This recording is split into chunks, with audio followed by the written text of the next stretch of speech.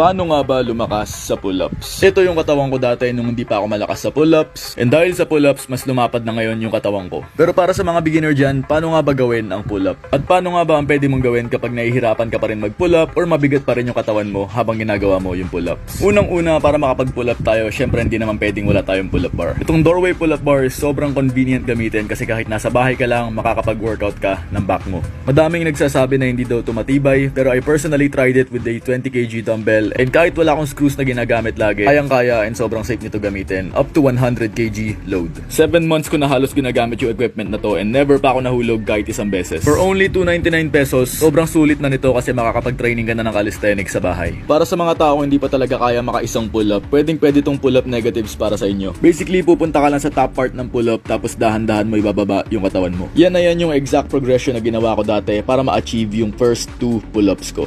Do pull-ups every day.